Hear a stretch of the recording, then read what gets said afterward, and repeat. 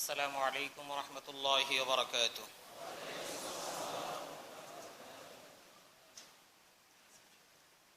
نحمده ونستعينه ونستغفره ونعوذ بالله من شرور أنفسنا ومن سيئات أعمالنا. من يهده الله فلا مضل له ومن يضلل فلن تجد له وليا مرشدا. ونشهد أن لا إله إلا الله وحده لا شريك له ونشهد أن سيدنا وسندنا وحبيبنا وطبيبنا وطبيب أرواحنا محمدا عبده ورسوله الذي أرسله بالحق بشيرا ونذيرا وداعيا إلى الله بإذنه وسراجا منيرا. أما بعد فقد قال الله تعالى في كلامه المجيد وفرقانه الحميد: أعوذ بالله من الشيطان الرجيم. بسم الله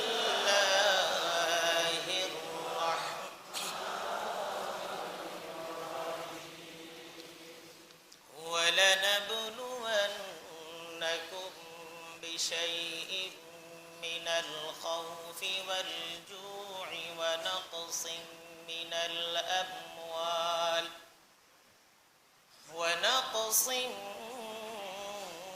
الأموال والأنفس والثمرات وبشر الصابرين الذين إذا أصابتهم مصيبة قالوا إنا لله وإنا إليه راجعون. وقال تعالى: إن الله وملائكته يصلون على النبي يا أيها الذين آمنوا صلوا عليه وسلموا تسليما. اللهم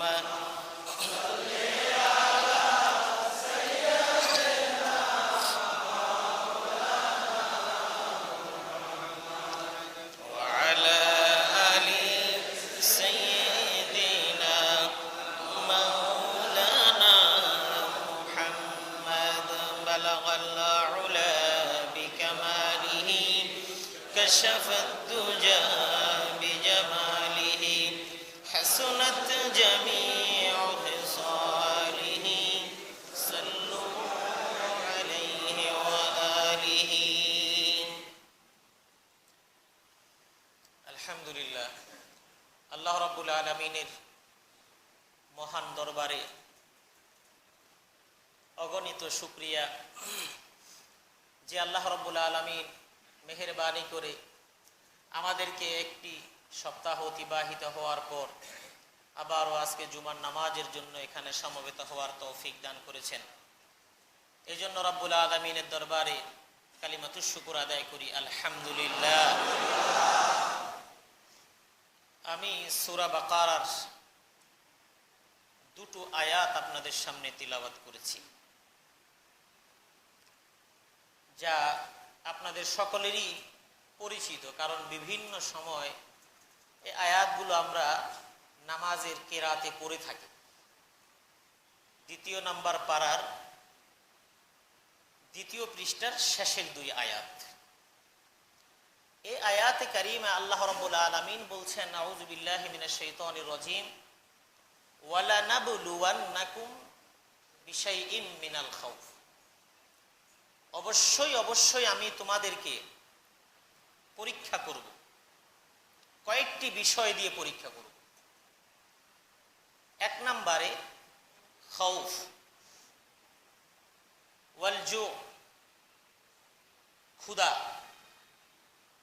ক্ষুধা বলতে আপনার ক্ষুধা লেগেছে সেটা না, সংকট, বিভিন্নমুখী সংকট, ব্যক্তি জীবনের সংকট, পারিবারিক জীবনের সংকট, রাজনৈতিক জীবনের সংকট, ব্যবসা বাণিজ্যের সংকট, যে কোনো ধরনের সংকট। ওয়ানাকসিম মিনাল আমওয়াল, সম্পদের ক্ষতি সাধন। ওয়াল আনফুস, মানুষের জীবন নাশ হয়ে যাবে। ওয়াস সামারাত, ফল ফলাদি বিনাশ হয়ে যাবে। সবগুলো একই সময় একই সাথে হবে বিষয়টি তেমন নয়। একটা ক্রাইটেরিয়া বর্ণনা করে দিলেন আল্লাহ সুবহানাহু ওয়া তাআলা, যে তোমাদেরকে পরীক্ষার ধরনগুলো কেমন হবে। কখনো হতে পারে প্রিয়জন চলে গেছে তোমার কাছ থেকে, মারাত্মক কষ্টের মধ্যে পড়ে গেছো, বুঝতে হবে এটা তোমার ঈমানের পরীক্ষা। এইরকম হাজার রকমের ঈমানের পরীক্ষা বাংলাদেশের ইসলাম প্রিয় মানুষ, কোরআন এবং সুন্নাহকে যারা বুকে ধারণ করে, তারা বর্তমানে এমন ঈমানের পরীক্ষা প্রতি মুহূর্তে দিয়ে যাচ্ছে। এরপরে আল্লাহ রাব্বুল আলামিন বলছেন, ওয়াবাশশিরিস সাবিরিন। এই কথাগুলো বলার পরে আল্লাহ একটা সুসংবাদ দিয়ে দিলেন, তবে এমন সংকটময় মুহূর্তের মধ্যে তাদের জন্য সুসংবাদ। কারা? তারা হলো যারা সাবির, ধৈর্যশীল। ধৈর্যশীল কারা? পরের আয়াত আল্লাহ বলে দিলেন, আল্লাযীনা ইযা আসাবাতহুম মুসিবাহ, যারা তাদেরকে মুসিবত গ্রাস করে ফেলে আর এই মুহূর্তেও তারা বলে, ইন্না লিল্লাহি ওয়া ইন্না ইলাইহি রাজিউন। আমরা সবাই মনে করি এটা মনে হয় মানুষ মরার দোয়া। এটা কিন্তু মানুষ মরার দোয়া না। এজন্য আমরা মানুষ মরলে বলি ইন্না লিল্লাহ, এবং বলা উচিত। তার মানেটা কেন বলি, বলতে হবে কেন? তার মানে হলো, একটা মানুষের মৃত্যু সংবাদ যখন আমি শুনলাম, এটা একটা বিপদের সংবাদ, ওই পরিবারের জন্য বিপদ। এই বিপদের সংবাদটা শোনার পরে আমি বললাম ইন্না লিল্লাহি ওয়া ইন্না ইলাইহি রাজিউন। তার মানে হলো যে এই মানুষটা যেমনি ভাবে চলে গেলেন আমাদেরকে ছেড়ে, অথবা এই মানুষটা যেই বিপদের মধ্যে পড়ছে, আমরাও তো আল্লাহর জন্য এবং আমাদেরকেও ঠিক আল্লাহর দিকেই ফিরে যেতে হবে, এই স্বীকৃতি দেওয়ার জন্যই হলো ইন্না লিল্লাহ পড়তে হয়। এই জন্য আল্লাহ রাব্বুল আলামিন বলে দিয়েছেন তাদের জন্য সুসংবাদ রয়েছে। আমি এই আয়াতের প্রেক্ষিতে কয়েকটি কথা বলতে চাচ্ছি, তবে তার আগে এটার সাথে সংশ্লিষ্ট কয়েকটি বিষয় না বললেই নয়। হয়তো বাংলাদেশের সমস্ত মসজিদগুলোতে এখন প্রশাসনের বিভিন্ন পর্যায়ের ভাইয়েরা আছেন, হয়তো আমার এই বক্তৃতা শুনছেন অনেক গোয়েন্দা সংস্থার ভাইরাও আছেন। নিঃসন্দেহে আপনারা আপনাদের দায়িত্ব পালন করছেন, এজন্য আপনাদেরকে আন্তরিক মোবারকবাদ জানাচ্ছি। প্রথম কথা হলো, বাংলাদেশ বর্তমানে স্বাধীনতার পর থেকে সবচাইতে ক্রান্তিকাল অতিক্রম করছে। বিশেষ করে বাংলাদেশের ইসলাম প্রিয় মানুষের জন্য সবচাইতে সংকটময় মুহূর্ত বর্তমান সময় অতিবাহিত হচ্ছে। খলিয়াটিসানে সন্ত্রাসী হামলা হয়েছে, এ ব্যাপারে কয়েকটি কথা না বললেই নয়। রাষ্ট্রের পক্ষ থেকে বলে দেওয়া হয়েছে সমস্ত মসজিদগুলোতে এ ব্যাপারে আলোচনা করার জন্য। ওই রাষ্ট্রের পক্ষ থেকে যে নির্দেশনা দেওয়া আছে, এই নির্দেশনার বাহিরেই আমরা আমাদের এই জায়গায় ইমানি দায়িত্ব হিসেবেই আমরা রানিং বিষয়গুলো নিয়ে আমরা কথা বলে থাকি। এটা আমাদের ঐতিহ্য এবং এটা বছর বছর ধরে চলে আসতেছে। এটা এই এলাকার মানুষ, এই মসজিদের মুসল্লিরা খুব ভালো করেই অবগত আছেন। তারই অংশ হিসেবে আমি বলছি, এক সময় বাংলাদেশে কিছু থেকে কিছু হলেই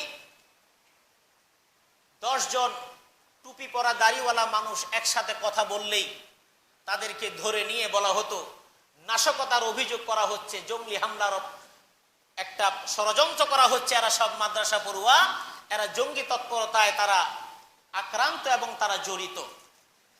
এই বলে বলে এখানে সেখানে রাস্তাঘাটে এবং টেলিভিশনের মিডিয়ার গুলোর মাধ্যমে একেবারে ভুই ফোর কিছু তথাকথিত বুদ্ধিজীবী নিজেরা সৃষ্ট হয়েছে। যেই সমস্ত ছেলেপেলেগুলি বলছে ওদের বয়স আমাদের চাইতে বেশি হবে না, কিন্তু ইদানিং ওরা বুদ্ধিজীবী হয়ে গিয়েছে। ওরা স্বাধীনতা নিয়ে যেইভাবে কথা বলে মনে হয় ওরা রণাঙ্গনে যুদ্ধ করেছিল, কিন্তু মনের ভিতরে প্রশ্ন জাগে ওরা যেইভাবে কথা বলেছে স্বাধীনতার সময় তাদের পরিবারের ভূমিকা কি ছিল। এমন অসংখ্য ইতিহাস বাংলাদেশে রয়েছে যারা স্বাধীনতার সময় স্বাধীনতার বিপক্ষে ভূমিকা নিয়েছে, এখন তারা স্বাধীনতার কথা বলছে। আমরা বলতে চাই এই স্বাধীন সার্বভৌম বাংলাদেশের জন্য প্রত্যেকটা মানুষের যেমন আপ্রাণ চেষ্টা ছিল, এখন আমরা শুধুমাত্র ইসলামী মূল্যবোধের কারণে আমাদেরকে অহৈতুক আমাদেরকে বলে দেওয়া হচ্ছে, কিন্তু আমরা বিশ্বাস করি বাংলাদেশের প্রত্যেকটি মানুষ এদেশের স্বাধীনতার জন্য আরেকবার যদি প্রয়োজন হয় তাদের জীবন উৎসর্গ করে দিতে রাজি, তবুও কোনো দেশের খবরদারিত্ব গ্রহণ করবে না। কিছু থেকে কিছু হলেই আমাদের দেশ নিয়ে অনেকেই অনেক কথা বলে। আজকের যে জঙ্গি হামলা হচ্ছে, এক সময় মাদ্রাসা পড়ুয়া ছাত্রদেরকে জঙ্গি তৎপরতার অংশ হিসেবে বলা হতো। বিভিন্ন দায়িত্বশীল পর্যায়ের ব্যক্তিরা বলতেন কওমি মাদ্রাসাগুলো হলো জঙ্গি আস্তানা, মাদ্রাসাগুলো থেকে জঙ্গি তৈরি হয়। সময়ের ব্যবধানে আল্লাহ রাব্বুল আলামিন উলামায়ে কেরাম ধৈর্য ধারণ করেছেন, শুধুমাত্র অপেক্ষা করেছেন।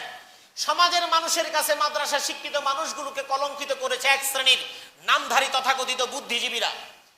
আইজিপি সাহেব কিছুদিন আগেও বলেছেন মাদ্রাসায় কোনো জঙ্গি নেই, এবং তার নিজের বক্তব্য হলো এই জঙ্গি নিয়ে মিডিয়ার ব্যক্তিরা অতিরঞ্জিত বাড়াবাড়ি কথা বলেছেন।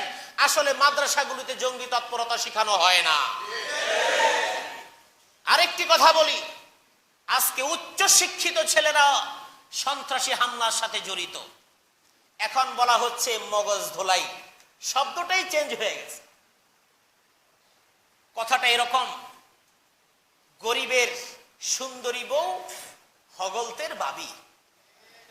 ঠিক মাদ্রাসা পড়ুয়া ছাত্ররা দরিদ্র শ্রেণী থেকে উঠে আসে বিধায় তাদেরকে নিয়ে উপহাস করা হয়েছে এই সমস্ত ছেলের অভাবের কারণে টাকার লোভে তাদেরকে জঙ্গি বানানো হয়। আমরা বলতে চাই মাদ্রাসা পড়ুয়া ছেলেরা অভাবী হতে পারে, কিন্তু টাকার জন্য দিনকে বিক্রি করে না। মাদ্রাসা পড়ুয়া ছেলেরা অভাবী হতে পারে, কোরআন এবং সুন্নাহকে বুকে ধারণ করে। কোন জঙ্গি সমর্থনের সাথে কোন মাদ্রাসা শিক্ষিত আলেম ওলামা কখনো জড়িত ছিল না, এখনো নেই, ভবিষ্যতেও খুঁজে পাওয়া যাবে না। তাহলে জঙ্গি আসলো কোথা থেকে? এটা হলো আজকে যারা জঙ্গি তৎপরতার সাথে লিপ্ত বাংলাদেশের উচ্চ শিক্ষা প্রতিষ্ঠানগুলো, আজকে নর্থ সাউথের কথা আসছে, এই জন্য কেউ তেমন কিছু করতে পারছে না। কারণ নর্থ সাউথের প্রতিষ্ঠাতা এবং এখানকার ডিরেক্টরশিপ যাদের রয়েছে, যারা বিভিন্ন পদে রয়েছেন, তারা বাংলাদেশের একেবারে হাই অথরিটিজের কোনো ব্যক্তি বিশেষ। যদি একজন কোনো মাদ্রাসা পড়ুয়া ছাত্র পাওয়া যেত, অথবা যদি এইরকম কোন মাদ্রাসা পড়ুয়া ছাত্র হতো, আমার বিশ্বাস বাংলাদেশের প্রত্যেকটা মাদ্রাসাগুলো বন্ধ করে দেওয়া হতো। নর্থ সাউথ ইউনিভার্সিটির মতো এমন অনেক ইউনিভার্সিটি রয়েছে যেখানে ইসলামের কোনো লেশ মাত্র নেই। সেখানকার ছেলে মেয়েদের পোশাক আশাক সবকিছু ইসলাম বহির্ভূত। এই ইসলাম না থাকার কারণে একদিকে তারা বিপদগামী হয়ে যাচ্ছে জাহান্নামের পথে। কিছু ছেলেকে যখন রিক্রুট করা হচ্ছে, সস্তা কথায় জান্নাতের কথা বলে, সস্তা কথায় ইসলামের কথা বলে তাদেরকে বিপদগামী করা হচ্ছে। কোরআন এবং সুন্নাহর সঠিক দিক নির্দেশনা যদি এই ছেলেপেলেগুলোর মধ্যে থাকতো, তাহলে একটা ছেলেও কোনো জঙ্গি তৎপরতায় নাম লেখাতে পারতো না। আজকে বাংলাদেশের বিভিন্ন অবস্থান থেকে বলা হচ্ছে এই জঙ্গি তৎপরতা বন্ধ করার জন্য বিভিন্ন ইউনিভার্সিটি তদারকি। আমি আমার এখান থেকে আমি বলতে চাই, কোনো তদারকির কোনো প্রয়োজন নেই।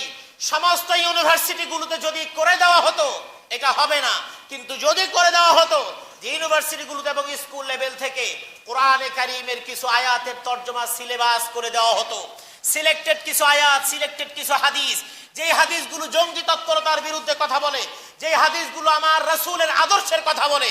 কিন্তু দুর্ভাগ্য, আজকে শিক্ষা মন্ত্রণালয়ের টপ টু বটম হিন্দু বসিয়ে দেওয়ার মাধ্যমে রাসূলুল্লাহর বিদায় হজ বিদায় করে দেওয়া হয়েছে, ওমর রাদিয়াল্লাহু তাআলা আনহুর চরিত্র বিদায় করে দেওয়া হয়েছে। এই রকম ব্যক্তিদের চরিত্র বিদায় করে দিলে নতুন করে জঙ্গি সৃষ্টি হবে। কারণ আল্লাহর রাসূলের অনেক কষ্ট দিয়েছে একজন বুড়ি, তাকে কষ্ট দিতে দিতে একেবারে নাই যেমন কষ্ট দেয়নি, কিন্তু কাটা দিয়ে বাধা দিত। যেদিন কাটা দেওয়া হয় না রাস্তায়, দেখলো আজকে তো কোনো কাটা দেওয়া নাই। আল্লাহ রাসূল চিন্তা করলেন ঘটনাটা কি। প্রতিদিন যেই বুড়ি আমাকে কষ্ট দেওয়ার জন্য কাটা দিয়ে রাখতো রাস্তায়, আজকে বুড়িটা নাই, আজকে কাটা নাই, নিশ্চয়ই বুড়িটা আজকে কাটা দিতে আসে নাই। আল্লাহ রাসূল চলে গেলেন বুড়িকে দেখার জন্য, গিয়ে দেখলেন অসুস্থ, এবং তার পাশে বসলেন এবং তাকে বললেন, তুমি কেন আজকে কাটা দিলে না? বলে, আমি যেতে পারিনি। বলল, আমি সেজন্যই তোমাকে দেখতে এসেছি। তুমি যার পথ রোধ করে যাকে কষ্ট দেওয়ার জন্য কাটা দিতে, আমি হলাম সেই মুহাম্মাদুর রাসূলুল্লাহ সাল্লাল্লাহু আলাইহি ওয়াসাল্লাম। বুড়ি বুঝে গেল আমি যাকে কষ্ট দিচ্ছি আসলে সে হলো সোনার মানুষ। ঠিক আজকে দূর থেকে বুঝে উলামায়ে কেরামকে যেইভাবে বিভিন্ন ভাবে নাজেহাল করা হচ্ছে, উলামায়ে কেরামের শান আপনি বুঝলে আপনি মনে করবেন আপনি জীবনে চরম ভুল করছেন। কোন আলেম, কোন ইসলাম শিক্ষিত কোন মানুষ কোনদিন জঙ্গি তৎপরতার সাথে যুক্ত হতে পারে না।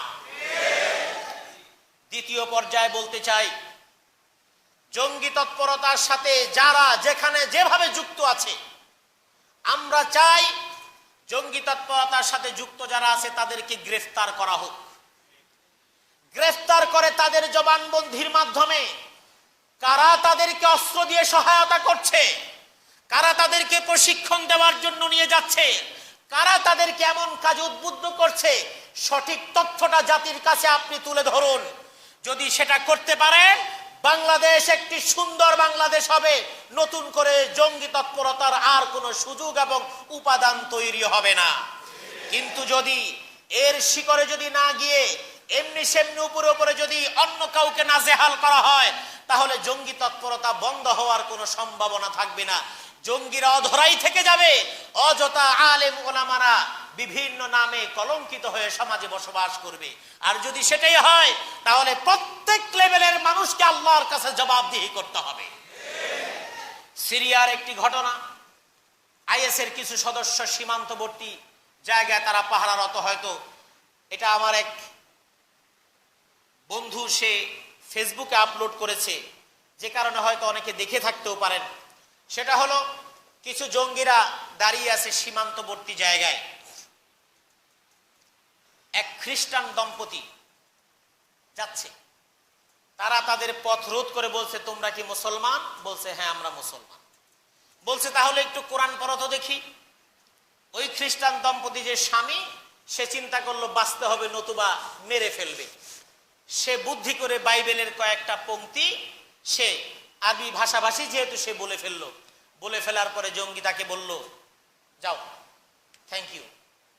স্ত্রী তাকে বলল, তুমি তো কোরআন পারো না, তুমি তো বললা বাইবেলের উক্তিগুলো, তুমি সাহস তো মন্দ নয়। তখন সে মন্তব্য করেছে, ওরা যদি সত্যিকারে কোরআন পড়তো তাহলে ওরা আর জঙ্গি হতো না। এবং এটাই হলো বাস্তব কথা। এই সমস্ত ছেলেরা যদি কোরআন পড়তো তাহলে কোরআন পড়া মানুষ কোনোদিন জঙ্গি হতে পারে না। এটাই হলো আমাদের চূড়ান্ত কথা। ইসলাম প্রিয় মানুষ কখনো জঙ্গি তৎপরতায় নিজেদেরকে যুক্ত করতে পারে না। এজন্য আমরা সরকারের কাছে দাবি জানাবো, সরকার যেন এই তৎপরতা বন্ধ করার জন্য পদক্ষেপ, যেটা সঠিক পদক্ষেপ যেন তারা গ্রহণ করেন। কোনো কারণে যদি ভুল পদক্ষেপ গ্রহণ করেন, সেটা কিন্তু আল্লাহর কাছে জবাবদিহি তাদেরকে করতে হবে। আর আমরা আমাদের অবস্থান থেকে সামাজিকভাবে অবশ্যই কোনো মানুষ চায় না সমাজের মানুষ বিশৃঙ্খল হয়ে যায়। দ্বিতীয় কথা, মিডিয়ার মাধ্যমে আসতেছে, বিভিন্ন টক শোতে, খবরে, এটা ছাড়া আর কোনো খবর নেই। সবাই এক কথাই বলতেছে, সন্তানরা কোথায় যায় খবর রাখেন। এটা তো পুরান কথা। এতদিন পরে মনে হলো আল্লাহ রসুল 1500 বছর আগে বলে গিয়েছেন। এই মসজিদে আমি কয়েকবার এই বিষয়ে আলোচনা করেছি, যারা নিয়মিত এখানে আসেন তাদের মনে আছে। সন্তানের প্রতি পিতামাতার দায়িত্ব, এই বিষয়ে আমি একদিন টপিকস আলোচনা করেছি। আবার সন্তানের প্রতি পিতামাতার প্রতি সন্তানের দায়িত্ব, এই টপিকসের উপর আমি আলোচনা করেছি। আমি সেই আলোচনাগুলো রিপিট করব না, শুধু একটি কথা বলবো। আজকের মিডিয়া এবং বাংলাদেশ বলছে আপনার সন্তান কোথায় যায়, কার সাথে মিশেন দেখেন। আমার রাসূল সাল্লাল্লাহু আলাইহি ওয়াসাল্লাম বলে দিয়েছেন, ফালিয়ানজুর আহাদুকুম ইলা মান ইউখালিল। হাদিসে আল্লাহ রাসূল বলেছেন, প্রত্যেক পিতামাতার দেখা উচিত তার সন্তান কাকে বন্ধু হিসেবে তাকে গ্রহণ করে নিয়েছে। সুবহানাল্লাহ, আল্লাহ রাসূল এই কথা বলে দিয়েছেন। এখন আপনার ছেলে কার সাথে মিশে, কোথায় যায়, আপনি এই বিষয়ে আপনার খবর রাখা দরকার। আমি গতকালকে ঢাকার কোনো একটা রেস্টুরেন্টে গিয়েছি। তো এখন তো রেস্টুরেন্টে গেলেই তো সমস্যা। যাওয়ার সময় আমার সাথে যিনি ছিলেন তার হাতে একটা পোটলা ছিল, পোটলাটাকে চেক করতেছেন। না, আমি মানসিকভাবে প্রস্তুত যে আমাকে খুব ঢকমতো চেক করবে। তো কেন যেন আমাকে খুব বেশি চেক করলো না, এদিকে চেহারার দিকে তাকায় তুকায়, তারপরে বললো জি হুজুর জান।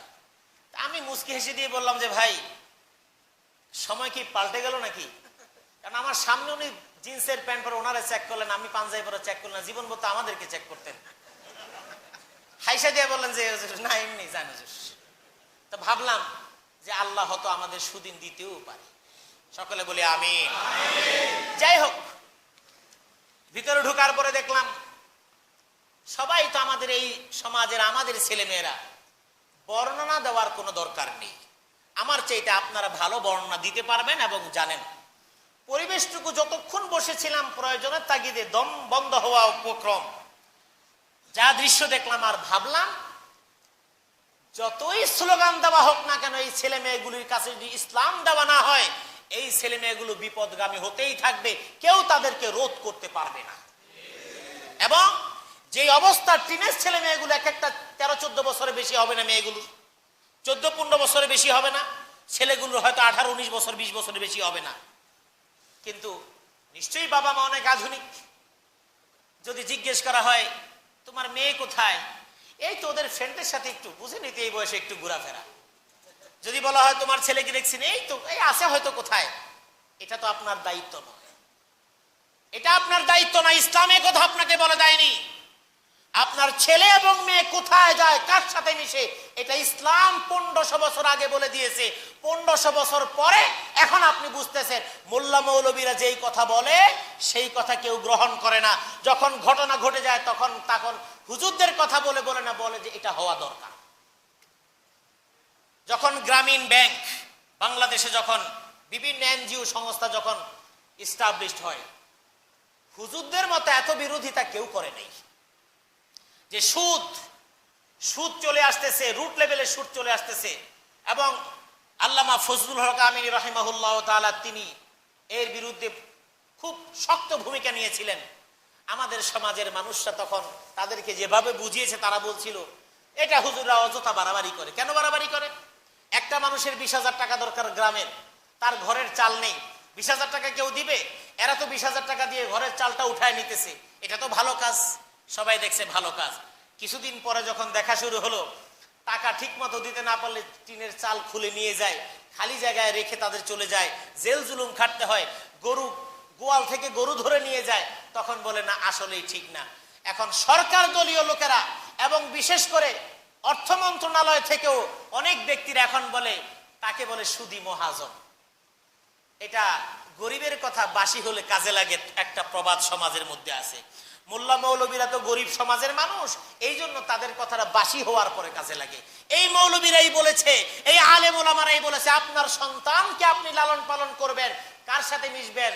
ওয়ালা তাকুন সাহিবান ইল্লা তাকিয়ান মুহাজ্জিবান আফিফান মুনজিজান লিল মাওয়াইদ। তুমি এমন বন্ধু তুমি বানাবে না, ওয়ালা তাকুন, তুমি হবে না সাহিবান, তার সাথী। কেমন হতে হবে?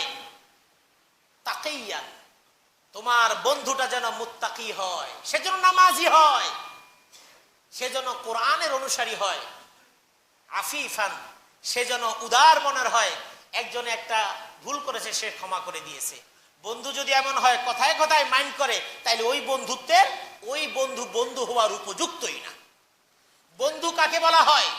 বন্ধু তাকেই বলা হয়, আমার বন্ধুটি আমার সাথে যদি দুর্ব্যবহার করেও ফেলে, তাহলে আমাকে অবজার্ভ করতে হবে, আমার বন্ধু তো আমার সাথে এমন দুর্ব্যবহার করার কথা না।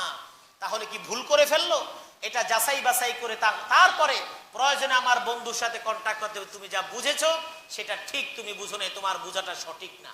এইভাবে যদি তখন বুঝে, তাহলেই কেবল সম্ভব। আর বন্ধু বলছে একটা কথা, আর অমনি আপনি অভিমান করে বসে থাকলেন, অমনি আপনি মাইন্ড করলেন, এত মাইন্ড আলা লোকের সাথে কোনোদিন বন্ধুত্ব হয় না। আল্লাহর রাসূল বিভিন্ন হাদিসে বলেছেন, এবং আলী রাদিয়াল্লাহু তাআলা আনহু এই কবিতার মধ্যে বলেছেন, ওয়ালা তাকুন সাহিবান ইল্লা তাকিয়ান মুহাদ্দিবান, ভদ্র হতে হবে, আফিফান, উদার মনের হতে হবে, মুনজিজান লিল মাওয়াইদ, এবং অঙ্গীকার পূরণে সেজন্য সদা সদয় থাকে। এমন একজন বন্ধু পাইলেন, ও যদি কয় 10টায় আসে 1টায়, ও যদি কয় কালকে, তারপরে দেখা যায় 3 দিন পরে, কার মনে আসছিল না, বুঝা গেল সে প্রকৃত বন্ধু হওয়ার উপযুক্ত নয়। এজন্য আলী রাদিয়াল্লাহু তাআলা আনহু কথা বলেছেন, আর আল্লাহ রাসূল সাল্লাল্লাহু আলাইহি ওয়াসাল্লাম বলেছেন, ফালয়ানজুর আহাদুকুম ইলা মান ইউখালিল, তোমার দেখা উচিত তোমার সন্তানটি কার সাথে বন্ধুত্ব করে। এজন্য এই কথাটা যদি মানুষ মানত, এবং এটাই সত্য, মানুষ যদি কোরআনকে ফলো করত, তাহলে কোনো সন্তান বিপথগামী হওয়ার কোনো সম্ভাবনা ছিল না। বিয়ের আগে, এই যে গতকালকে পরশু 2 দিনের পত্রিকা দেখলাম, যৌতুকের জন্য একজন পুত্রবধূকে হাত পাও ভেঙে দিয়েছে। তো ছবি চেহারা সবই পত্রিকা এসেছে।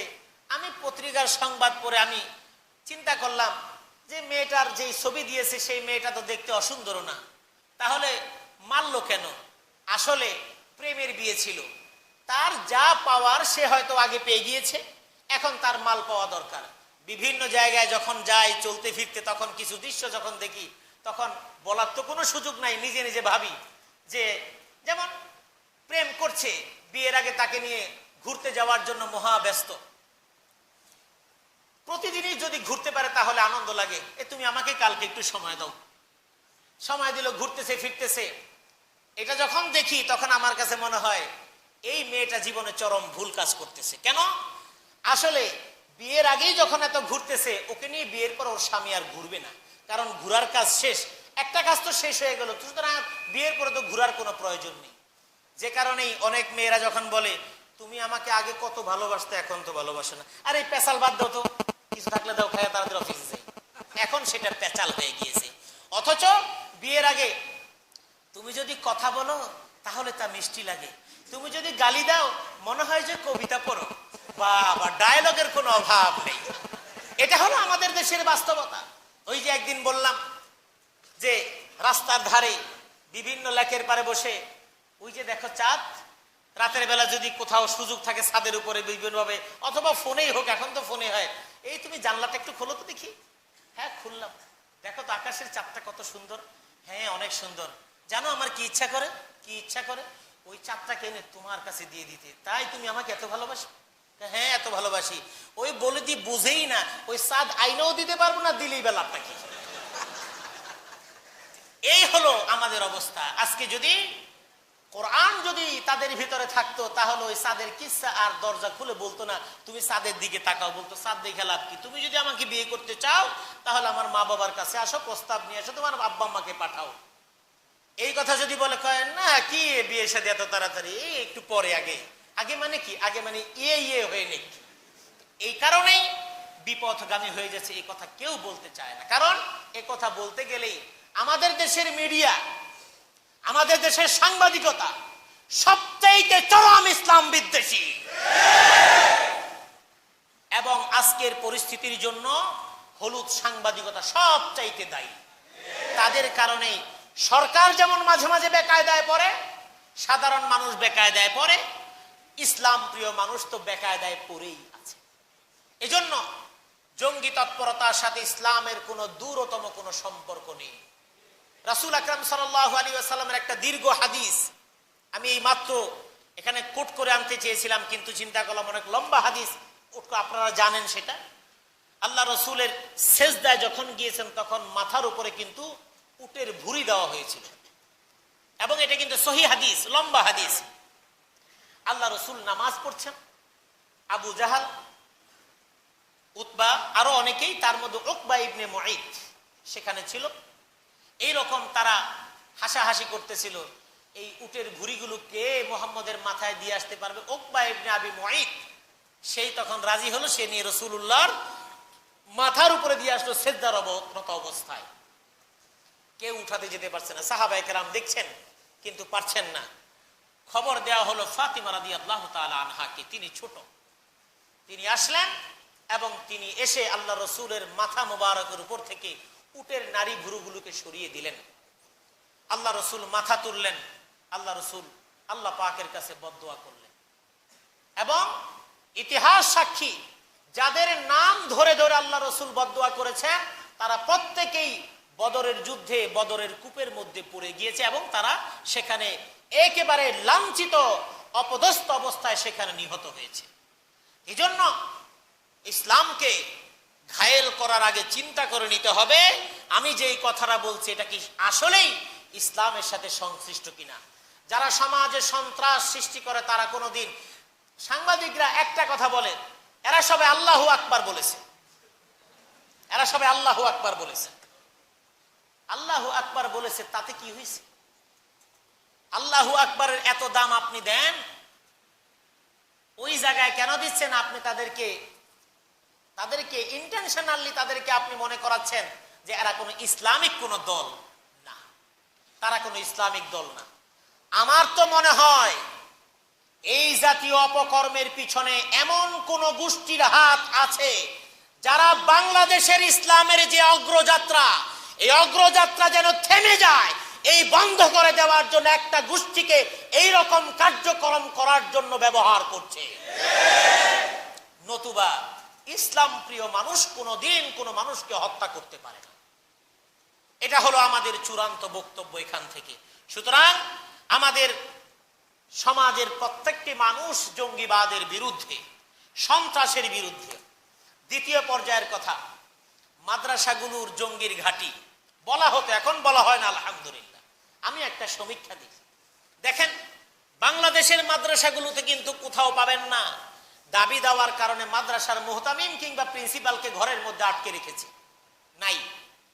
মাদ্রাসার কোথাও পাবেন না। ঢাকার মধ্যে বিখ্যাত অনেকগুলো বড় বড় মাদ্রাসা আছে, লালবাগ, জামিয়া রহমানিয়া, বড় কাটারা এবং আরজাবাদ, বাড়িধারা, মালিবাগ, চৌধুরীপাড়া, এই সমস্ত যাত্রাবাড়ি, এই সমস্ত বড় বড় মাদ্রাসাগুলো আছে, হাজার হাজার ছাত্র সেখানে আছে।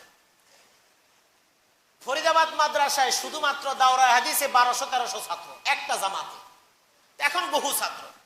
এই জায়গার মধ্যে কোনোদিন কেউ পায় নাই যে মাদ্রাসার ছেলেরা বোর্ডিং এর খাবার খারাপ, সেই জন্য মাদ্রাসার মুহতামিম সাহেবকে দরজা বন্ধ করে খাবার ভালো করার জন্য দাবি জানাইছে। আমি যখন ফরিদাবাদ মাদ্রাসায় পড়ি আমার মনে আছে একটা মূলা, এই মূলাটাকে 4টা টুকরা করা হয়েছে, আর বেশি নেই। এটাকেই রান্না করা হয়েছে, ঝোলও ঢোকে না, মশলাও ঢোকে না, কিন্তু কোনোদিন কোনো ছেলে কোনোদিন প্রতিবাদ করেনি। কারণ মাদ্রাসার সামর্থ্যে যা কুলিয়েছে দিয়েছে, দিন শিক্ষা করার জন্য এসেছে, মুখ বুঝে সব সহ্য করে নিয়েছে। কারণ একমাত্র দ্বীন ইলাহি, আল্লাহ পাকের দ্বীনকে বক্ষে ধারণ করার জন্য ত্যাগ স্বীকার করেছে। এটাই হলো নববী আদর্শ অনুপ্রাণিত উলামায়ে কেরাম। তাদের দ্বারা সন্ত্রাসী কর্মকাণ্ড কখনোই সম্ভব নয়। 2 নাম্বার, এমন কোন ইতিহাস বাংলাদেশে কেউ দেখাতে পারবে না যে বাংলাদেশের মাদ্রাসাগুলোতে ছাত্ররা 2 পক্ষ মারামারি করে, কোবাকুবি করে খুনাখুনি হয়ে গেছে, তারপরে তাদেরকে জঙ্গি বলা হয়। আমরা বলতে চাই, আজকে যেমন উচ্চ শিক্ষিত পরিবার এবং উচ্চ শিক্ষিত বিভিন্ন ইউনিভার্সিটির ছাত্ররা জঙ্গি হামলার সাথে জড়িত, পাবলিক বিশ্ববিদ্যালয়গুলোতে যারা যেই সমস্ত ছাত্র সংগঠন যেই দলেরই হোক না কেন রামদা এবং পিস্তল উঁচু করে গোলাগুলি করে, ওরা হলো সবচেয়ে বড় জঙ্গি। কারণ কোন ছাত্র কোনদিন শিক্ষকের উপরে চোখ তুলে তাকাতে পারে না, এটা বেয়াদবি, তার জীবন ধ্বংস হয়ে যাবে। শিক্ষকরা হলো মানুষ গড়ার কারিগর, কিন্তু আজকে ইউনিভার্সিটিগুলোতে শিক্ষকরা লাঞ্ছিত হচ্ছে, শিক্ষকরা ছাত্রদের তোপের মুখে কথা বলতে সাহস পাচ্ছে না। আমাদের অনেক শিক্ষকরা আছেন, আমাদেরকে অনেক কথা বলার সময় তখন বলেন যে না এটা তো কি করব, এখন তো বলা যায় না, ছাত্ররাই সেই বলবে সেই বলবে। একেবারে প্রবীণতম শিক্ষক যারা হয়তো 1-2 বছরের পরে চূড়ান্ত রিটায়ারমেন্টে চলে যাবে, তারাও একজন ছাত্রের কারণে একটা কথা বলতে পারে না। যদি ছাত্র মাইন্ড করে, আমরা কোন দেশে বসবাস করছি? এই জন্য আমরা আসল জায়গায় হাত দিতে পারছি না। এই জন্য যত জায়গায় ইউনিভার্সিটিগুলোতে যেই সমস্ত ছাত্রদের মধ্যে জঙ্গিপনার ভাব আছে, তাদের ছাত্রত্ব বাতিল করা হোক এবং ছাত্রত্ব বাতিল করে প্রতিষ্ঠানগুলোকে শান্ত পরিবেশ ফিরিয়ে আনা হোক, শিক্ষার সুষ্ঠু পরিবেশ ফিরিয়ে আনা হোক। দেখা যাবে বাংলাদেশে একটা জঙ্গি কোনোদিন তৈরি হবে না। যে কোনো ছাত্র সংগঠনই হোক না কেন, একজন যদি সন্ত্রাস করে, তাকে যদি অব্যাহতি দেওয়া হয়, আরেকজন সন্ত্রাস করার কোনো সাহস পাবে না। কিন্তু আমরা যখনই কিছু হয়, যখন এলোমেলো ভাবে বক্তব্য দেওয়া শুরু করে দিই, তখনই জঙ্গিরা সুযোগ পায়। এই না সুযোগ, কারণ দেখবেন এখন বিভিন্ন জায়গায় খুনাখুনি হয়। খুনাখুনি হওয়ার পরে দেখা যায় তথ্য উদ্ঘাটন করতে গিয়ে দেখা যায় ঘটনাটা তারা নিজেরাই ঘটাইছে এবং কারণ হলো জমি জমার বিরোধ। কিন্তু এই যে চট্টগ্রামে বান্দরবনে এক বৌদ্ধ ভিক্ষু, তাকে জবাই করে দেওয়া হলো। জবাই করার পরের দিনে বাংলাদেশের মার্কা মারা কয়েকটা পত্রিকা লেখলো এটা জঙ্গিদের কাম, এটা অমুক দলের কাম, তমুক দলের কাম। পরের দিনই তথ্য বেরিয়ে আসলো যে এটা হলো তাদের পারিবারিক জমির বিরোধের কারণে এক পক্ষ আরেক পক্ষকে জবাই করেছে। এখন পত্রিকালয় আর কিছু লেখে না। এই হলো বাংলাদেশের সাংবাদিকতা। এইভাবে যদি আপনারা চেষ্টা করেন, তাহলে জঙ্গিবাদ নির্মূল হবে না। জঙ্গিবাদ নির্মূল হওয়ার জন্য প্রপারলি যারা এই কাজের সাথে জড়িত তাদেরকে ব্যবস্থা করতে হবে। 2 নম্বর কথা, আমাদের সরকারের পক্ষ থেকে বলা হয়েছে জুমার খুতবায় নজরদারি। আসলে জুমার খুতবায় নজরদারির কিছুই নেই। বাংলাদেশের ইসলাম মানুষ যতটুকু জেনেছে জুমার খুতবার কারণেই জেনেছে। এই জুমার খুতবা যদি না হতো, বাংলা খুতবাটুকু না হতো, তাহলে দেশের মানুষ ইসলাম জানতো না। দেখেন, খুতবার আগে এই রকম বয়ান বাংলাদেশ ছাড়া অন্য কোনো দেশে আছে কিনা আমি জানি না, কোথাও নাই। এই দেশে এটা চালু হয়েছে শুধুমাত্র ইসলামকে মানুষকে বুঝাবার জন্য, অন্য কোনো কারণে না। এখন যদি এই খুতবা যদি বন্ধও করে দেওয়া হয় বা আমরা যদি বন্ধও করে দিই, তাহলে যারা জুমার খুতবা পড়াচ্ছেন, নামাজ পড়াচ্ছেন, আমাদের তো কোনো সমস্যা নেই। আমরা ঠিক খুতবার আজানের আগে, এখন 1টার মতো বাজে, এই সময় আসবো বাসা থেকে, মুয়াজ্জিন সাহেব ঢুকবেন, খুতবার আজান দিবেন। বাইতুল্লাহতে যেমন সুদাইসি সাহেব আজানের 2 মিনিট আগে ঢুকেন, ওখানে খুতবার আমি একদম কাছে থেকে দেখেছি। ওখানে ওঠেন, আইসা মাইকটা রেডি থাকে, আসসালামু আলাইকুম সালাম দিয়ে তিনি বসেন। বসার পরে মুয়াজ্জিন সাহেব খুতবার আজান দেন, তিনি খুতবা দিতে দাঁড়িয়ে যান, কারণ খুতবাই হলো ভাষণ। খুতবা হয়ে যাক, নামাজ হয়, বাস ওনারা ওনাদের মতো গাড়িতে চড়ে তাদের বাসভবনে চলে যায়, কোনো ঝামেলা নাই। আজকে আমরা খুতবা দিচ্ছি বিধায় আমাদের পক্ষ যেমন আছে, বিপক্ষ তেমন আছে। অনেক মুসল্লিরা এই খতিবটা এমনি ভালো, কিন্তু কথা কয় তেরা তেরা। আরেক পক্ষ কয় না খারাপ না, মোটামুটি চলে, 1000 রকমের মন্তব্য। আর যখন কথা বলবো না, কোনো সমস্যা নাই, বাস আমি চুপচাপ আছি, সবার সাথে সালাম কালাম হবে, হাসি মুখে কথাবার্তা হবে, কোনো সমস্যা নাই। বাংলাদেশের মসজিদগুলোতে মুয়াজ্জিনদের চাকরি বহাল থাকে। এজন্য আমাদের মুয়াজ্জিন সাহেব যদি মনে করে হুজুর আমার বিরুদ্ধে লাগলো কে, না, আমি বলছি এই জন্য বিভিন্ন মসজিদের মুয়াজ্জিন 20 বছর, 25 বছর, 30 বছর আছেন। কারণ কি, তার কাজ হলো শুধু আল্লাহু আকবার, আল্লাহু আকবার, আর কিছু বলা না। এই মুয়াজ্জিন সাহেব এই একটা শব্দই মসজিদের বাইরে গিয়ে করুক আল্লাহু আকবার, দেখবেন পরের দিন চাকরি শেষ।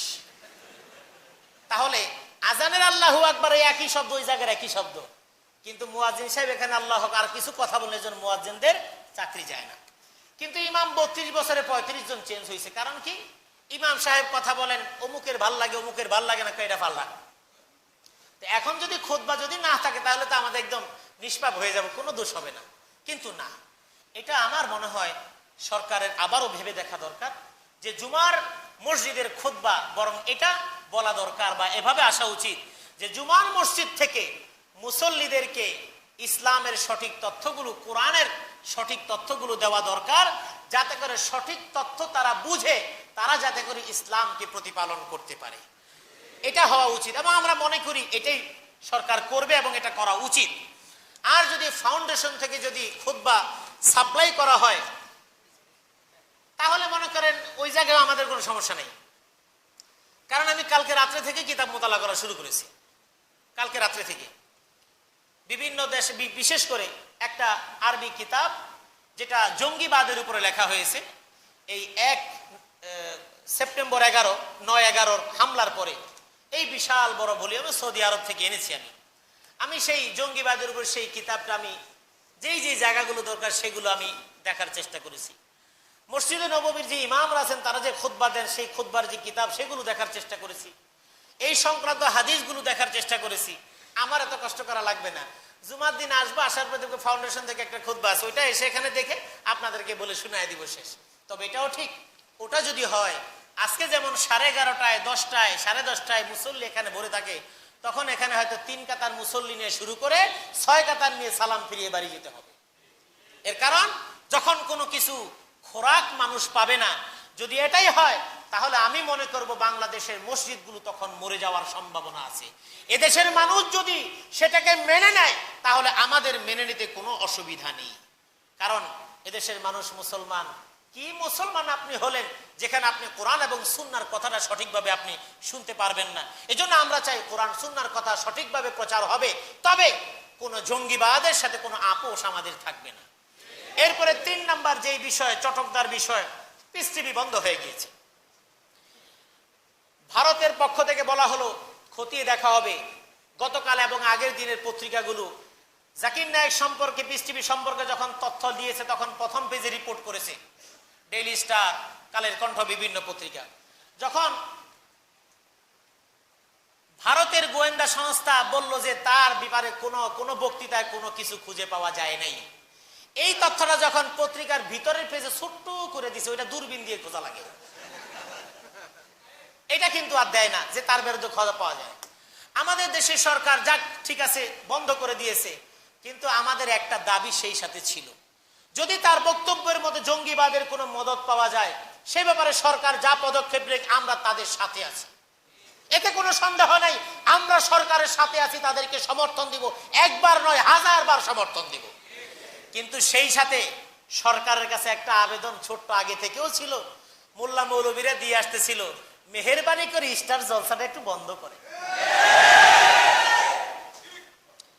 ওই স্টার জলসার কারণে প্রতিদিন শত শত পরিবার, স্বামী স্ত্রীর বিবাহ বিচ্ছেদ ঘটে যাচ্ছে, পরকীয়ার টানে ঘর ছাড়া হচ্ছে অসংখ্য নারী পুরুষ, অসংখ্য স্বামীরা নিজের স্ত্রীকে তার ন্যায্য অধিকার থেকে বঞ্চিত করে অন্য মহিলাকে সময় দিয়ে এবং তাকে নিয়ে সংসার বেঁধে এই মহিলার জীবনটাকে ধ্বংস করে দিচ্ছে। এবং বহু মেয়েরা নিজের স্বামীকে বাদ দিয়ে আরেকজনের সাথে তাদের জীবন যাপন করে অবৈধ সম্পর্ক, এটা তো আছেই। বর্তমানে স্বীকার করেন আর না করেন, যেহেতু আমরা এমন এক জায়গায় বসে আছি, আপনাদের মতো হাজার মানুষের ফোন টেলিফোনে বিভিন্ন অভিযোগ। বর্তমান সময়, এক সময়ে শাশুড়ি অসুস্থ হলে পুত্রবধূরা শাশুড়ির মাথায় তেল ডলে দিত, পায়ের পাতায় তেল ডলে দিত। এখন সময় পাল্টে গিয়েছে, এখন পুত্রবধূর মাথায় তেল ডলে পুত্রবধূর পাও টিপে দিয়ে শাশুড়িকে বাড়িতে ভাত খেতে হয়, যদি না হয় তাহলে ওই শাশুড়ির ওই বাড়িতে জায়গা হয় না। শাশুড়িকে কি করে ছোট করতে হয়, শাশুড়িকে কিভাবে হ্যস্ত করতে হয়, যাদেরকে কি করে খোঁচা মেরে কথা বলে তাদেরকে ঘায়েল করতে হয়, ননদদেরকে কিভাবে বোল্ড আউট করতে হয়, সব শেখানো হয় এই জাতীয় স্যাটেলাইট চ্যানেলগুলোর মাধ্যমে। আমরা জোর আবেদন জানাচ্ছি, পিস টিভি বন্ধ করেছেন, যদি তার সাথে যোগসূত্রতা থাকে আমরা তার ব্যাপারে কোনো কথা বলবো না, কিন্তু সেই সাথে স্টার জলসা এবং এই পরিবারের যত চ্যানেলগুলো যেগুলো নেপাল বন্ধ করে দিয়েছে, আমরা বাংলাদেশ কেন পারি না? আমাদের বাংলাদেশ থেকেও এই চ্যানেলগুলি বন্ধ করে দেওয়া উচিত। এই জন্য আরেকটা বিষয়, পিস টিভির পক্ষের কোনো কথা বলছি না।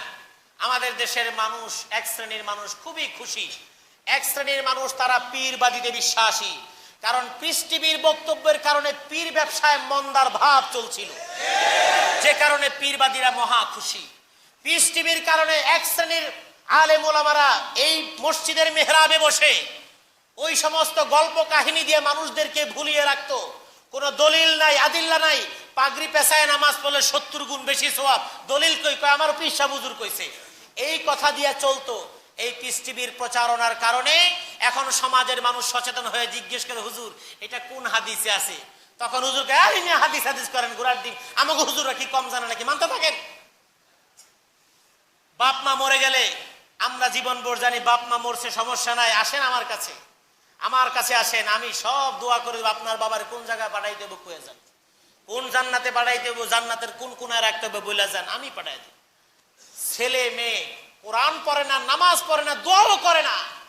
পিস টিভির বক্তব্যের মাধ্যমে এটা বোঝানো হয়েছে আপনার বাবা মারা গিয়েছে, দোয়া আপনি করবেন, কোরআন তেলাওয়াত আপনি করবেন।